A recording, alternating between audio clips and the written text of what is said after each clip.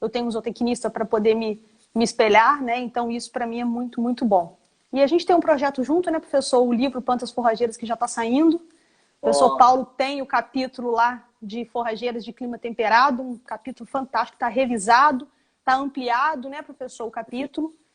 Então, vocês aguardem que até o final do ano a editora do UFV já deve colocar isso aí para venda. A primeira edição já está esgotada, então a segunda deve estar chegando. O professor Paulo tem esse capítulo lá, então é só o pessoal esperar.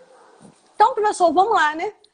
Mas antes da gente começar a falar do rotatino propriamente dito, inclusive essa dúvida apareceu até nas perguntas quando eu fiz a postagem a publicação, né? Lembra que eu fiz um primeiro cartaz colocando pastejo rotatino, o senhor, né, me pediu a correção, e aí quando eu fiz a correção alguém me perguntou, mas espera aí, o pastoreio não é a forma de conduzir o animal e o pastejo não é a forma que o animal apreende? Eu falei, olha, o professor Paulo vai explicar. Então, antes da gente começar a falar, professor, exato, né, do rotatino, o senhor pode explicar para a gente a diferença desses dois conceitos, por gentileza? Mas eu acho que você acabou de explicar e explicou muito bem. Agora é uma questão de interpretação e de leitura, Sim. né? Pastejo é, sim, a ação do animal, né? O animal é que pasteja, o animal... isso é uma parte do processo associado ao comportamento ingestivo deles. É a ação de alimentação de um animal. Isso é o pastejo, né? E o pastoreio, como você mesma disse, é quando a gente encarrega, né, vamos dizer assim, de conduzir os animais de Conduzir. alguma forma, quando eles não estão completamente livres, né, como você pode imaginar naqueles documentários de herbívoros selvagens lá na África, né? Aquilo é o pastejo na sua essência, né? É o pastejo radical, né? Raiz, né? Sim, E não é a ninguém Nutella, conduz. né?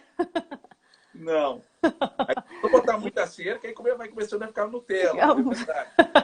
Esse é o pastoreio, é quando... Não precisa ter cerca, né? Lembrando que o pastor, ele não usa cercas para conduzir o rebanho, né?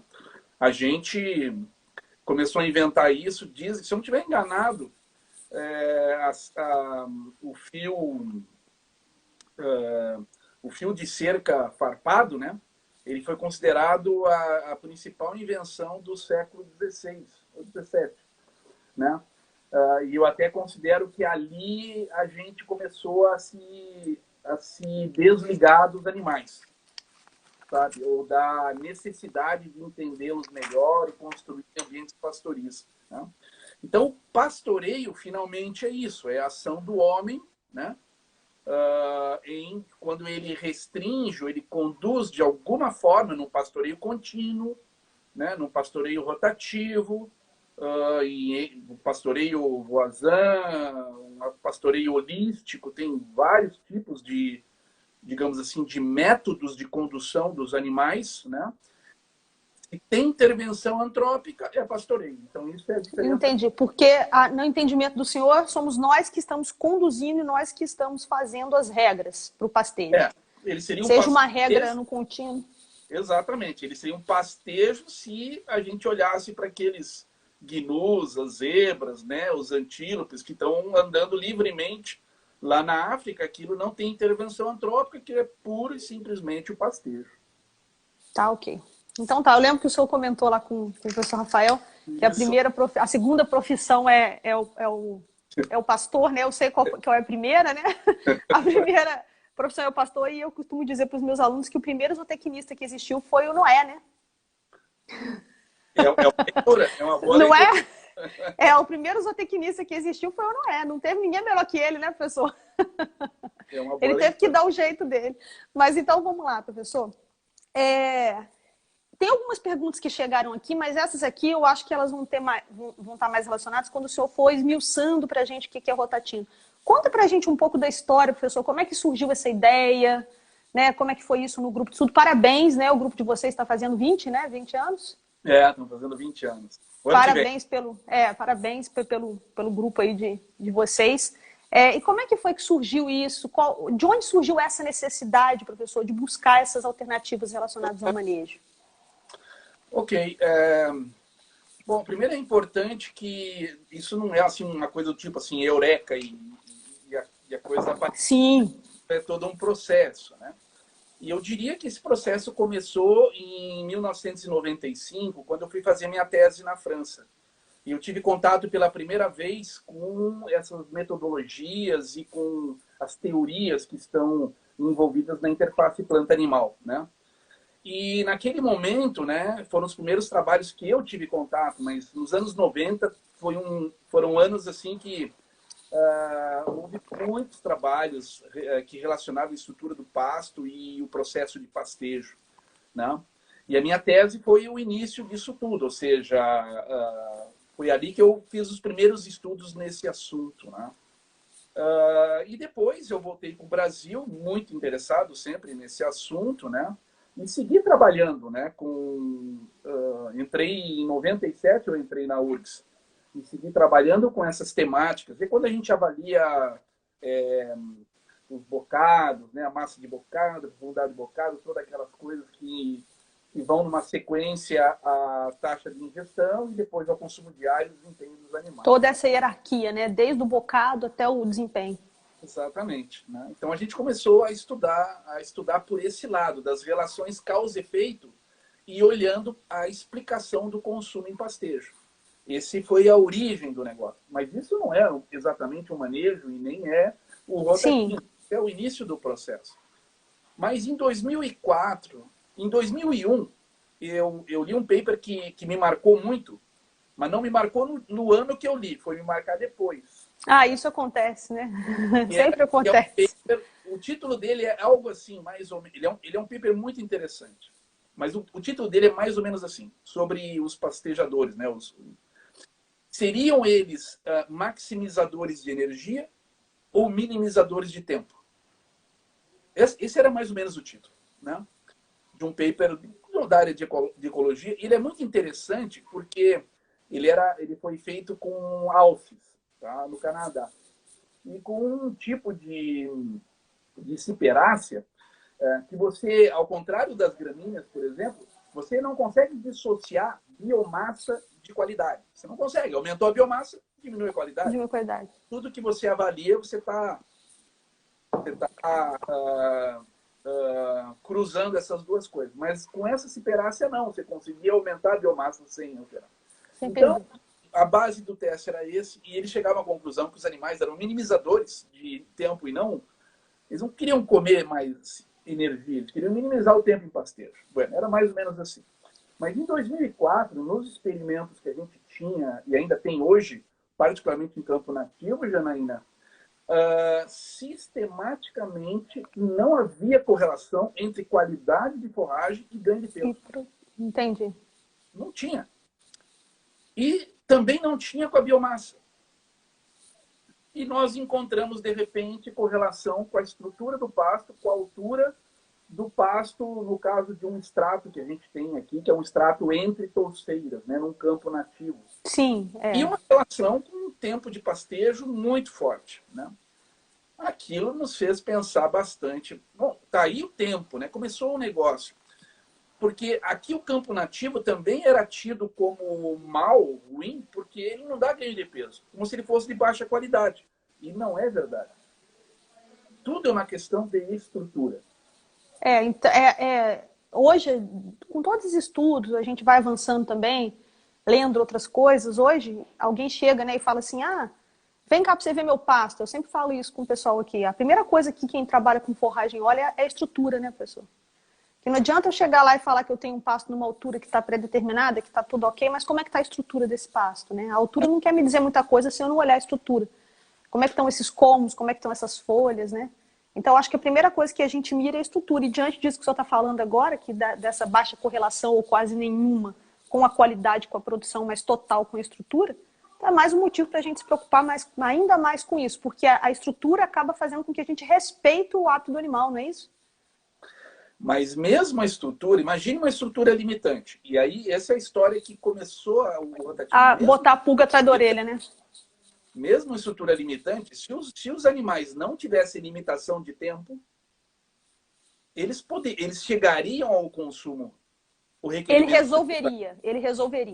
Mas o problema é a limitação de tempo. Então, em 2004, começou a se configurar um dos pilares fundamentais do rotatino, que é a lógica de minimização de tempo por unidade de colheita de matéria seca ou de nutrientes, né? E aí, a partir de 2004, a gente seguiu trabalhando, já vinha trabalhando com essas relações de causa e efeito entre estrutura e ingestão, né? Só que começou um olhar, então, agora para, bom, e como é que a gente consegue minimizar isso, não somente numa estrutura ideal, mas ao longo de uma estação de crescimento? Aí surgiram outros estudos nesse sentido, em que momento interromper o pastejo para que não diminuísse, não fosse penalizado em tempo o animal. E nós começamos a construir o rotativo, então, a partir de 2004. Em 2008, ele entrou na primeira propriedade, em 3 propriedades rurais, pela primeira vez, em 2008. Uma propriedade aqui no Rio Grande do Sul, uma propriedade no Paraná e uma no Mato Grosso do Sul, em 2008. Nós seguimos estudando espécies, né? A gente começou com campo nativo, a gente fez com Tanzânia, a gente fez com Mombasa, e a gente foi fazendo com aveia, com azevém, com Tifton, foi construindo isso, né? Em 2013, nós tínhamos 300 propriedades rurais utilizando o Rotatino e tinha uma, digamos assim, uma massa de papers e de conhecimento desde já robusta da minha tese e 2001 em frente, dentro já do grupo de pesquisa e ecologia do pastejo. E em 2013 nós falamos oficialmente que existia o Rotatino. Depois de tudo isso aí acontecido. E como é que nós falamos isso? De 2 formas, né? Um artigo para DBO, que era um artigo mais numa linguagem menos técnica, mais para o produtor, né? Científica. Menos científica e mais técnica, isso. E mesmo ano, né, eu fui convidado para dar uma palestra em Sydney, lá no Congresso Mundial de Pastagens, dentro de uma iniciativa que chama-se... era uma homenagem ao Dr. Harry Stokes, que foi muito famoso nas pastagens tropicais no respeito ao comportamento ingestivo. E eles elegem um pesquisador a cada 4 anos para representar, para fazer uma lecture lá. Ok. E eu fui convidado, né? Foi uma honra que eu não tenho tamanho de ser, né? E eu apresentei o Rotatino, então, no Congresso Mundial em Sydney.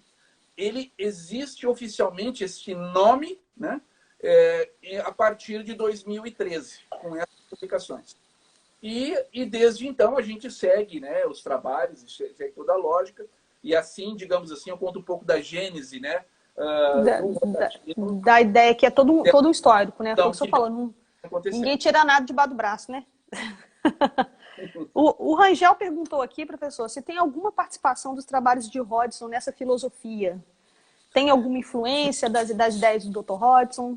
Muita influência, muita influência. E aí eu recebi a segunda honraria que eu tenho, que vocês têm que me permitir 1 minuto para contar. Claro, professor, você tem todo direito. O professor Hodgson é interessante, porque até então era o professor Harry Stokes que, digamos assim, tinha uma liderança, inclusive no mundo tropical, né? Sim, quem nunca citou? E depois isso, ele até faleceu cedo, inclusive, né? E depois o mundo tropical ficou num hiato, ficou, né, sem ninguém trabalhando, e o professor Hodgson foi a grande eminência, né, que ocupou aí, a partir da década de 70, né, que ocupou, né, a frente disso tudo, né?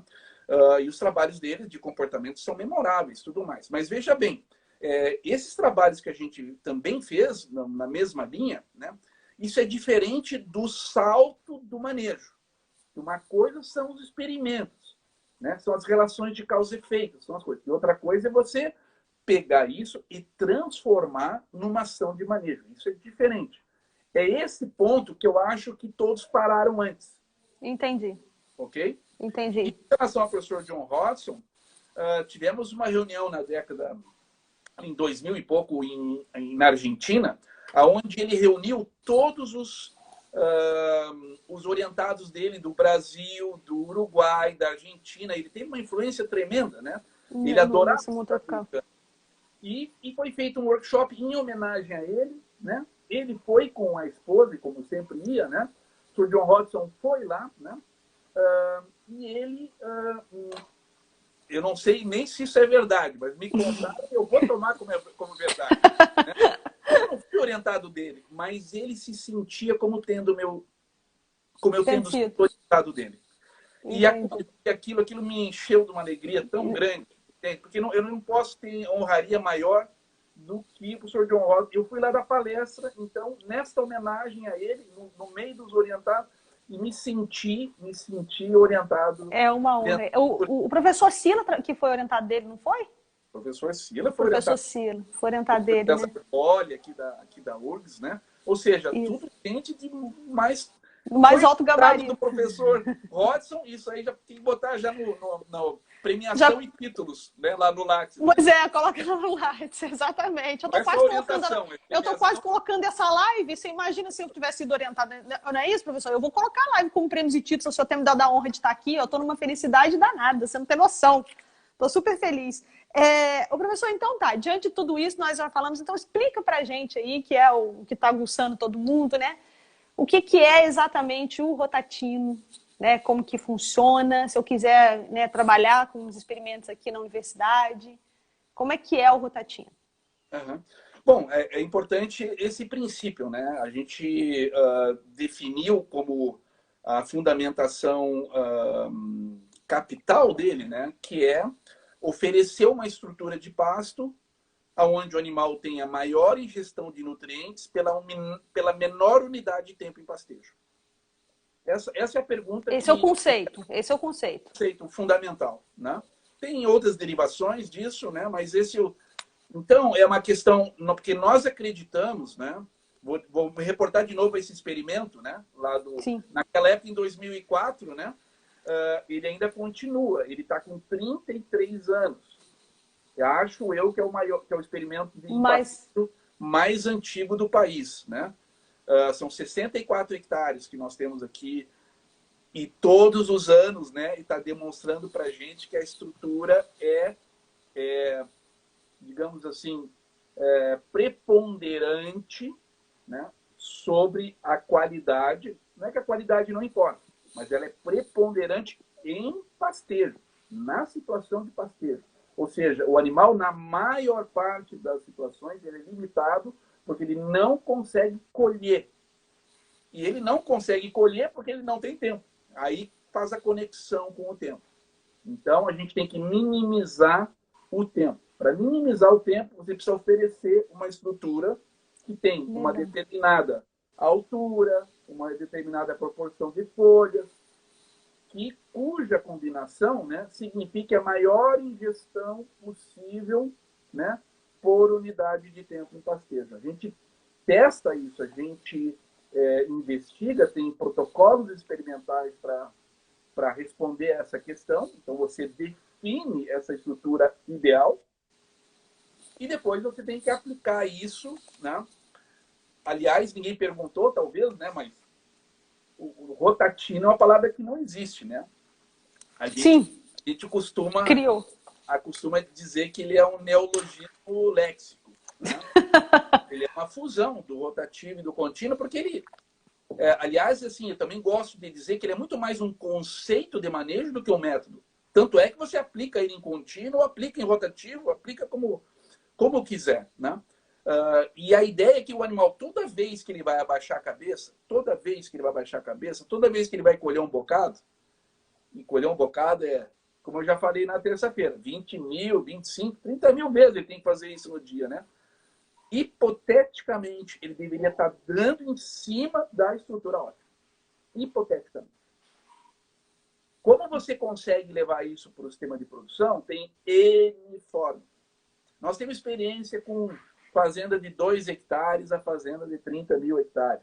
Fazenda só com uma espécie, com muitas espécies. Gado de leite, ovinos, gado de corte, campo nativo, temperados, tropicais, anuais, perenes, né? A gente já passou por tudo isso daí, né? E não há uma resposta simples em como levar isso no campo, né? Mas é muito interessante quando você consegue montar o sistema dessa forma, né? Que isso significa ter as espécies, né? Cada espécie na sua estrutura ideal. Isso pode significar um mombaça a 70 centímetros, um Cynodon a 20, um sorgo a 50. Então, aproveitando, professor, porque alguém perguntou aí, então, se essas alturas que são preconizadas no manejo para essas forrageiras tropicais, elas caberiam no rotativo? No rotativo? Não, é essas alturas aí de 90 centímetros do Mombaça, altura de 30 centímetros no Marandu, essas alturas todas aí que o pessoal utiliza para fazer o manejo, tanto no contínuo, né? No contínuo, por exemplo, Marandu, decumes a 20 centímetros, 25 centímetros no contínuo. Mombaça, altura de entrada 90, saída no 40. Aí estão perguntando se essas alturas não vão se relacionar. Essas estruturas não são as estruturas que cabem no Que rotativo. favorecem, entendeu? Que exemplo, favoreceriam a minimização do tempo. Por exemplo, o Mombaça, quando nós trabalhamos no Mombaça no início dos anos 2000, né, Sim. naquela época, com os modelos estatísticos que nós tínhamos naquele momento e com o poderio estatístico que nós tínhamos, o número saiu 90, mas nós revisamos aquilo depois, futuramente em 2004, né, com uma nova abordagem, e esse número veio para 70. Eu estou trabalhando aqui com 80, professor, não estou trabalhando com 90. Mas eu tive um ganho de 90 para 80, um ganho de 2,8 litros de leite por vaca. E a redução de 40, o que é interessante do rotativo, se você aplicar no rotativo, e isso é uma coisa que, enquanto você a altura ótima para aumentar a taxa de ingestão, você vai encontrar em diferentes autores, em diferentes locais do mundo, né? A retirada, o ponto de retirada dos animais para manter a mesma taxa de ingestão constante, você não vai encontrar em nenhum grupo de pesquisa.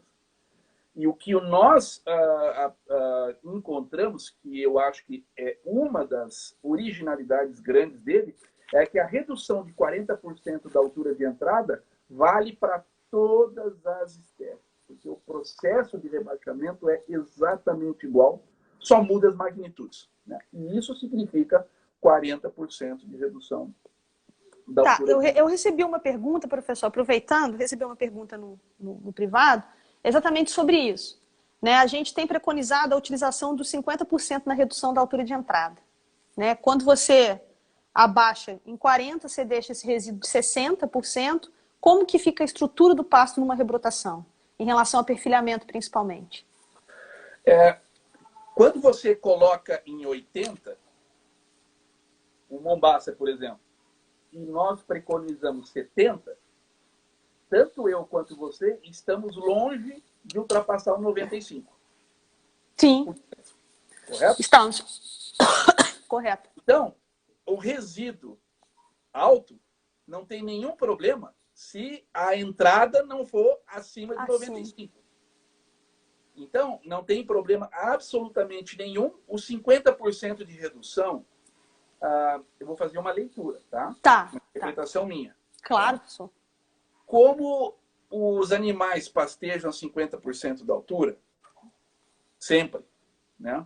Esse número foi tomado como critério para definir o momento de saída dos animais. Tá? Mas ele, na maior parte das vezes, está desconectado da mesma lógica de entrada. A lógica de entrada é uma, a lógica de saída é outra. No rotativo, nós temos a mesma lógica de entrada e a lógica de saída. Que lógica é essa?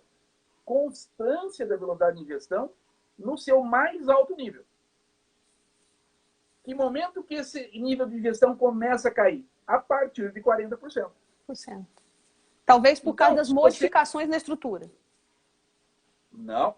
Bom, também é um troço complicado aí, né? Sim. Mas assim, os animais pastejam mais ou menos por camadas. A primeira camada, na medida, no momento 1 segundo que você botou o bicho, vamos reproduzir o rotativo, acabou de colocar os animais começam a pastejar. Quando eles começam a pastejar nessa altura, 70, 80 centímetros, começa a descer a altura média do pasto. Certo? Mas por algum momento, os animais ainda estão comendo uns 70 ou 80 centímetros. Porque são as áreas que ainda não foram comidas. Não foram comidas. A altura média diminui, mas a altura onde os animais estão comendo mantém constante. Até que começa a sumir essa primeira camada. Essa a primeira camada desse extrato pastejável aí, né? Isso. Ele vai comendo em camada enquanto você deixar vai ele, baixando. né? Sim. Quando a primeira camada começa a sumir, ele começa a acessar a segunda camada, começou a tua ingestão cair lá para baixo. Aí tudo é uma questão de objetivo, de método ou de filosofia. No nosso conceito, certo? O nosso conceito segue sendo maior ingestão por unidade de tempo. Então, nós interrompemos o pastejo quando essa altura termina em 40% da redução. O que acontece com a estrutura? O que acontece com a estrutura é que o resíduo é altamente folhoso, com uma interceptação luminosa elevadíssima. O IAS residual elevadíssimo. O que significa? Vamos continuar com o seu Mombasa de 70, né? Que foi reduzido a 40% da altura inicial.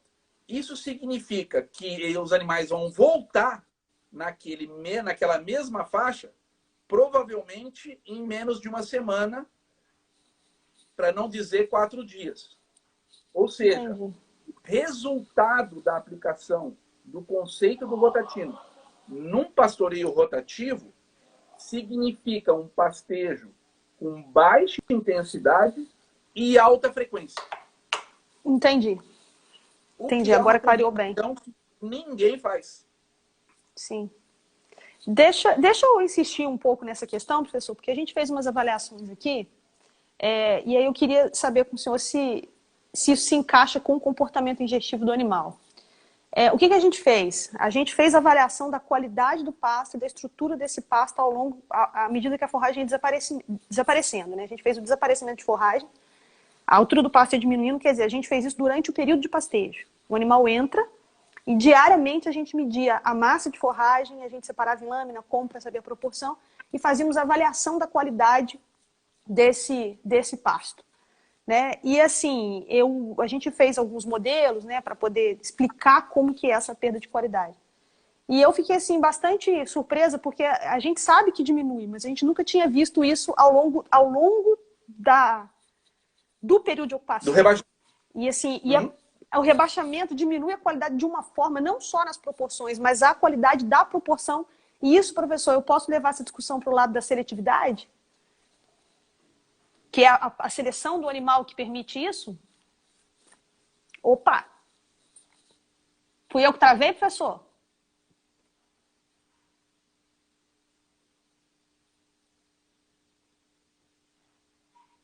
Ei, travei aqui, pessoal? Eu sigo Acho que fui eu, né? escutando vocês. Você segue escutando, professor? Não, então tá. É que parece que fui eu que travei. Parece que sim. Eu tô... Fui eu que travei. Mas aí tá ouvindo agora, professor? Tranquilo? Sim, aí eu queria saber se eu essa questão toda da diminuição é por causa da seletividade, que eles escolhem aquilo que é melhor e vão deixando aquilo que é pior.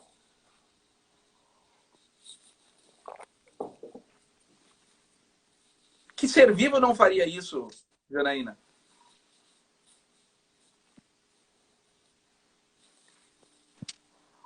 Alô? Oi. Professor, eu que parei de ouvir. Acho que foi a minha internet. Fui eu que travei. Estamos de volta. Parou no que ser vivo não faria isso. Foi a última coisa que eu ouvi, professor.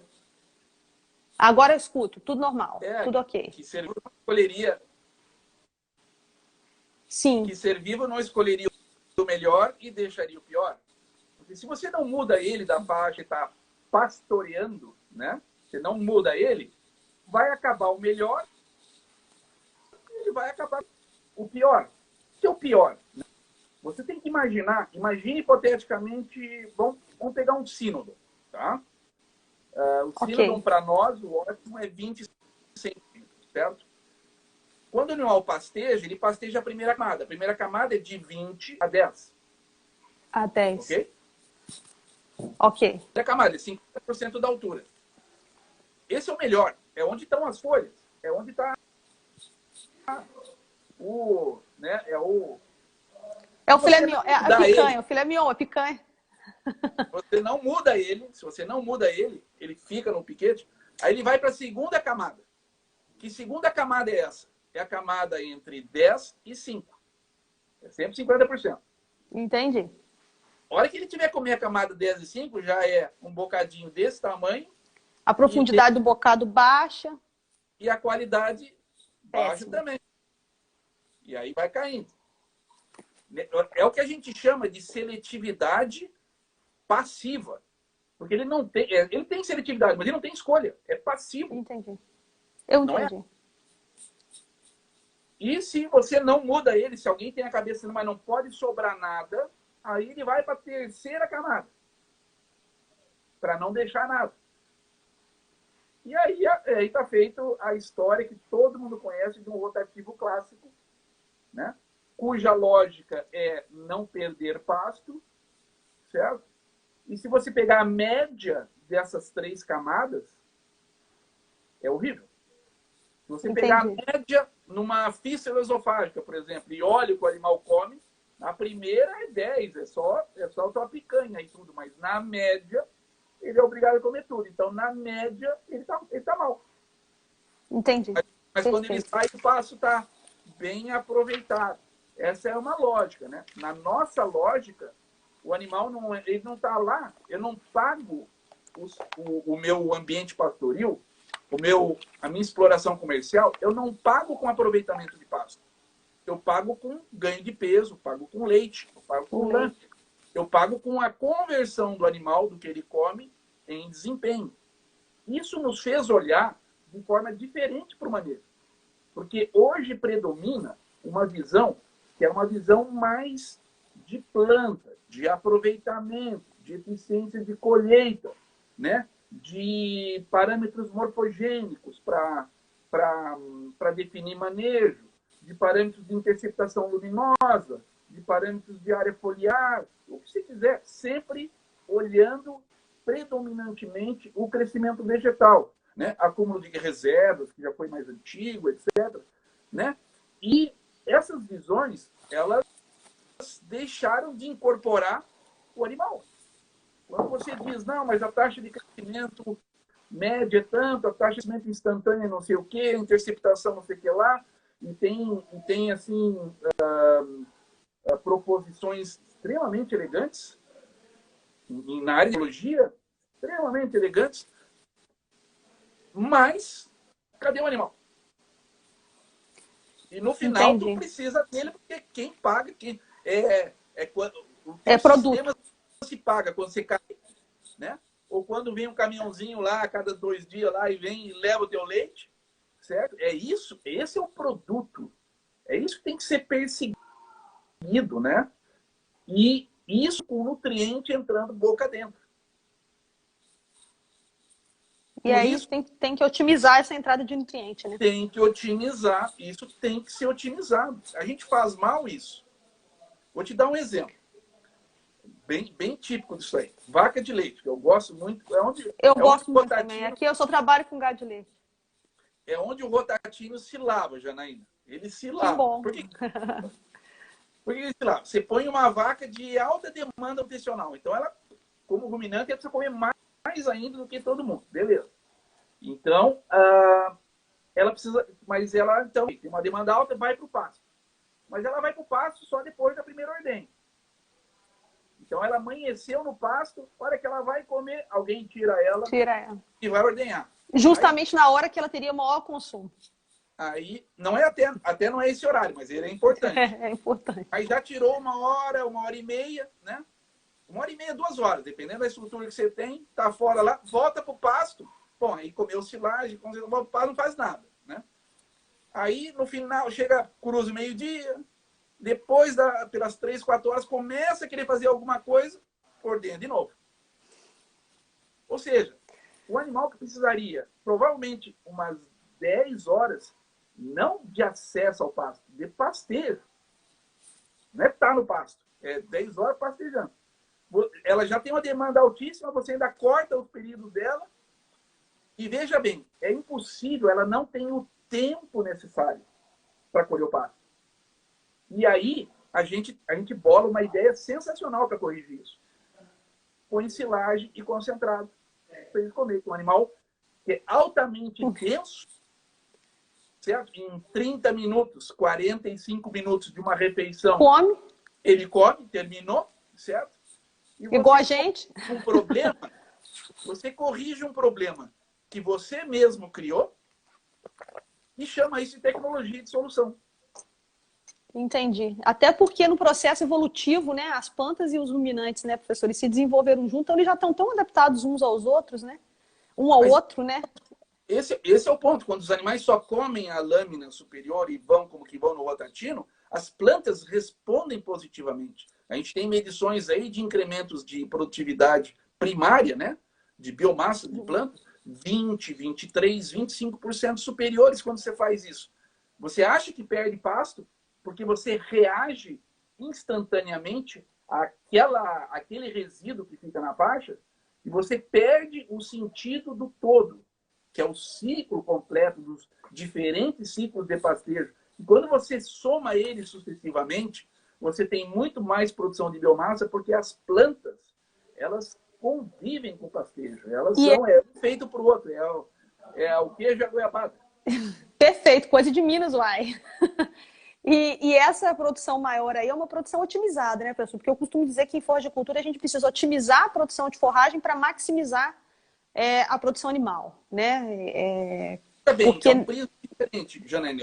Ainda assim, eu entendo o seu raciocínio, mas eu me atrevo a dizer que é um prisma diferente, porque ela vem como consequência de você ter quisto aumentar a ingestão dos animais. Ele é uma consequência, ele não foi uma busca não primária, entendeu? Ela foi uma consequência.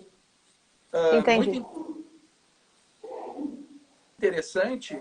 Nossa, travei de novo aqui, gente. Nós temos estudos. Não sei se o pessoal está me ouvindo. Eu desativei os comentários para estabilizar a internet aqui, pessoal. Coloca as perguntas no quadradinho, tá? Voltou agora? Voltou. Coloca as perguntas aí na interrogação, tá, pessoal? Porque eu desativei os comentários só para estabilizar mais um pouquinho a internet. Eu peço desculpas aí para vocês, tá? Eu estava comentando para fechar essa parte da produção primária que a gente tem estudos específicos sobre morfogênese, interceptação luminosa nesses espaços conduzidos dessa forma, né? E aí você imagina aquele grande S, né, de acúmulo de biomassa. Sim, a curva clássica. Rotatino, a entrada e a saída, quando você olha para a injeção, a entrada e a saída ficam num pedacinho assim daquela reta. Entendi. Ordem de grandeza, por exemplo, que um número que me vem na cabeça, que a gente fez bem direitinho na festuca. Ele fica ele é 200 graus dias, a diferença de acúmulo, né? De equivalente a acúmulo graus dias, entre o ponto de entrada e o ponto de saída. É muito rápido. Tanto é que os períodos de descanso são muito curtos, né? Ordem de grandeza tem tropicais que dá 3, 4 dias. Entendi. Para voltar ao ponto correto do consumo. Professor, responde positivamente na produção primária. Tá certo. Eu agora entendi a diferença. O professor Manuel, lá da Federal de Uberlândia, ele mandou uma pergunta, ele fez uma live aqui com a gente, aí ele é meio tímido também para esses negócios aí de Instagram e tudo. Aí ele pediu para eu perguntar aqui para o senhor. Ele está imaginando hipoteticamente uma situação, né, com 2 pastos, em que o pasto A ele é mais heterogêneo em relação à variação da altura. E o pasto B é um pasto que tem maior homogeneidade. Né? E quais seriam, então, as inferências que se pode fazer no rotatino sobre a produção de forragem, sobre o comportamento e o desempenho dos animais? Bom, agradeço a pergunta, professor Manuel. Eu acho que, se eu entendo bem a pergunta, o problema é que a gente está falando média, né, e heterogeneidade sem referência a essa estrutura ótima. Eu vou assumir que ele está se referindo à estrutura ótima. Ou seja, médias com pouca heterogeneidade sobre a estrutura ótima, porque essas coisas dão respostas diferentes. Tá? Mas e também depende se a gente está falando de rotativo e de contínuo. Né? Porque mesmo no rotativo você também tem heterogeneidade. Uma coisa importante, é importante ter heterogeneidade quando você está longe da média ótima. Ok? Aí o animal responde positivamente. Ele responderá positivamente à heterogeneidade se você tem uma média com pontos baixos muito diferentes, muito mais baixos do que a altura ótima. Ok? É uma situação onde o animal vai responder. Por que ele responde? Porque na heterogeneidade ele tem pontos de pastejo com altura ótima. E ele vai neles. Entendi, ele vai escolher. Ele vai escolher, ele vai neles, preferencialmente. Né? Não tem nenhum problema em não ter heterogeneidade quando a sua média está próxima da média ideal. Certo? Só que isso só é... Esse raciocínio ele só é válido, né, para um rotativo numa entrada em que, de fato, você tem... Vamos voltar no Tifton, né? Você tem uma faixa que é praticamente toda ela 20 centímetros. Ele vai funcionar assim. Se fosse hipoteticamente num contínuo, você ia perder a mão logo em seguida. Porque nesse momento, essas alturas que predomina alturas ótimas, ele é muito, muito frágil. Logo em seguida, você vai perder a mão. Já vai começar a ficar com super e vai ficar uma loucura. Desculpa, mas a resposta é um pouco mais complicada, né? Depende das médias e das variações, né? Porque é importante até lembrar que, particularmente em pastoreio contínuo, né? As médias de altura são bimodais, né? Então, ela, na verdade, ela é feita de 2 conjuntos de médias, na verdade, né? E isso torna ainda mais complexo o contínuo. Fazer isso, botar o rotatino, o conceito num contínuo, é um desafio tremendo. A gente tem estudado especificamente isso, né? Eu imagino. Especificamente isso nos últimos 2 anos, né? Como conduzir isso, como conduzir essas distribuições, né? Como essas distribuições em torno da média, elas aparecem, desaparecem, né? E particularmente no contínuo, que tem essa distribuição que é uma, né, são duas curvas normais, né? O Matheus perguntou, e aí, quando os comentários estavam ativados, eu vi umas 2 ou 3 pessoas fazendo essa pergunta, professor. Existe uma proporção de área que não seja pastejável, que não seja pastejada no rotatino? Quanto é essa área e como resolver esse problema nessa área que não foi? Então, eu estou passando a pergunta aqui, né? Mas veja bem. Como resolver isso se essa área ficou sem pastejar? Se a gente está falando do rotativo, estou aplicando o rotatino no rotativo. Então, de novo, ele entrou com 20 centímetros no Tifton, saiu com 12, ok? E foi para a faixa seguinte. Quando você faz isso, as nossas medições indicam que 30% da superfície da faixa, 30%, 25%, sequer foi tocada. Ok. Os animais vão passar para frente e as folhas nem foram desfolhadas, certo? Então, naquele instante, você pode interpretar que é uma perda. Estou perdendo. Quando alguém vê o troço funcionando, né? Vai ver que não. O senhor falou de perda, professor. Eu tenho que contar isso aqui para o pessoal que está assistindo. A primeira vez que eu ouvi o senhor falando foi numa palestra do Sinfora, não me lembro exatamente o ano, que era exatamente esse o título. Alguma coisa aí no fim era assim, forragem se perde. Eu me lembro disso como se fosse. Foi a primeira palestra que eu assisti do senhor, foi essa. E o senhor dizendo, calma, não é assim, não desespera. Mas, então, para isso acontecer, o 40%, para fazer a explicação mais detalhada, porque a gente tem investigações em nível de bocado. Hoje a gente descreve bocado a bocado do que o animal tira. Não é média. É o detalhe. Bocado, é o detalhe. No detalhe. Por que sobra 30%? É porque quando ele vai coletando, né, essa primeira camada, que é de 20 para 10, ele vai colocando de 20 para 10, 20 para 10, 20 para 10, né? Ele não coleta toda a perda para passar para diante na próxima faixa. Ele começa a coletar, mesmo que ainda tenha a primeira camada, ele já a segunda. E aí começa a taxa de ingestão a cair. Então, ainda tem o 30% da superfície, significa que 30% ainda de primeiras camadas. Mas se você for buscar aquilo, ele pode comer aquilo, mas ele já vai estar comendo a segunda também. Segunda camada também. E a sua ingestão cai. Então, você abandona isso. E aí você vai dizer, perdi aquilo. Não, você tem que se lembrar que uma semana depois você vai voltar. Uma semana depois. Porque uma semana depois, de 12, vem para 20, novamente. E como é que esse 20? E agora voltando também com aquela pergunta do Manuel, esse 20 é um pouco assim, porque tu tinha 30% da Que área estava em que já 20 antes de... estava abandonada, né? E o resto subiu. Então, tu passa a ter, na segunda passada, você tem uma coisa meio assim. O animal entra, aonde ele come primeiro? Aonde era mais alto Aonde está da mais vez alto. anterior. Da vez anterior. E esse troço vai assim, ó. Então, você acha que perde, e na verdade, se você pensar no ritmo morfogênico agora, aquela folha que você perdeu, aquela folha que você acha que perdeu, está lá verde, os animais comem 4 vezes, 3, 4 vezes, e ela não terá morrido. O tempo de Por causa vida da da duração folha dela. A duração de é vida dela. muito maior. Maior do que Então, isso. você tem um equívoco feito pela tua visão instantânea, um equívoco de perda, sem entender o processo. Quando você mede o que de fato foi colhido por hectare, na situação que sobra 30%, você colhe muito mais por hectare do que numa que você come tudo instantaneamente. Colhe tudo. É uma mudança total de conceito, né, professor? É interessantíssimo isso, é muito bacana, isso é ciência, isso não, é muito legal, tô adorando isso aqui.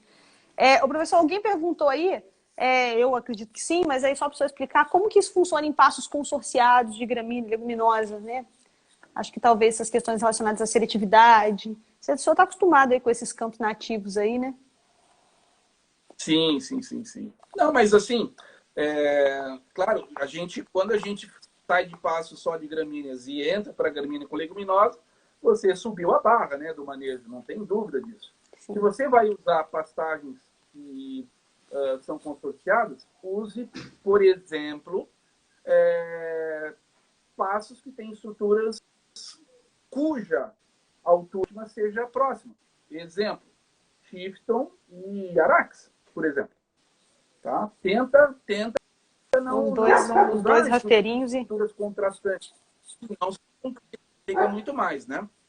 Uma alternativa para quem... Isso é importante lembrar, porque a gente usa muito pouco leguminosa, né? Começa por aí. Muito pouco leguminosa. Mas uma forma de usar a leguminosa, por exemplo, com faixas alternadas de gramínea e leguminosa. Pode ser, né, mais distribuídas no tempo, onde você tem a faixa de leguminosas que podem ser pastejadas na sua altura ideal específica das leguminosas. Isso é uma outra forma de pensar. Ok. Gente, tá faltando aqui 9 minutos, professor. Eu posso ver aqui as perguntas que o pessoal deixou? Vamos selecionar algumas? Vamos lá.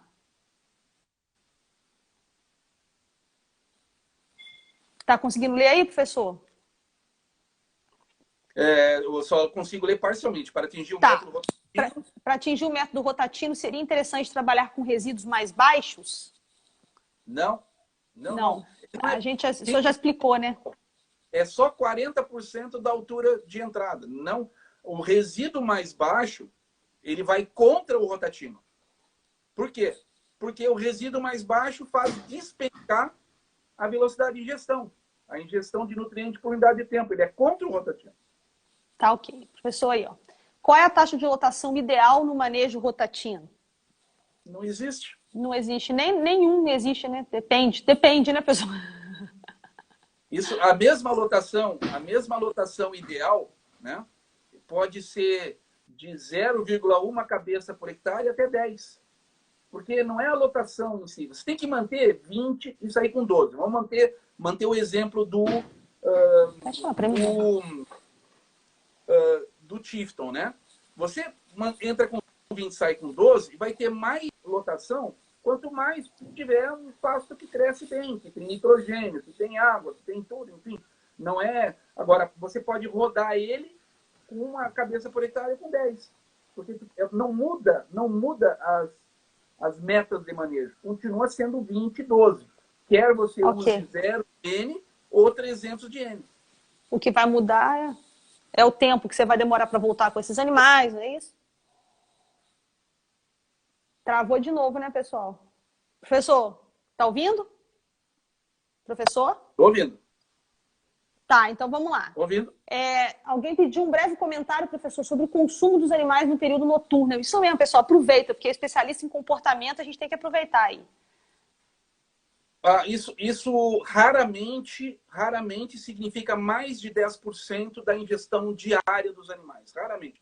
Aumenta um pouco em dias que tem lua cheia, em situações onde o animal tem alta demanda, porque ele está com uma cria ao pé, coisa parecida, mas ordem de grandeza é muito pouca atividade noturna. Ok. Para ruminante. Professor, tá. Como que o rotatino se comporta na passagem do verão para o inverno, com relação ao resíduo que sobrou? No período de transição, professor, tem algum manejo específico para os períodos de transição? Não tem, porque ele não modifica as metas de nenhuma forma. E eu não tenho, para esta pergunta, eu não tenho uma resposta sim. Porque eu não tenho dados científicos. Tudo que eu falei até agora, eu tenho demonstração, tenho publicações e tenho dados científicos. Porque eu vou falar agora, não.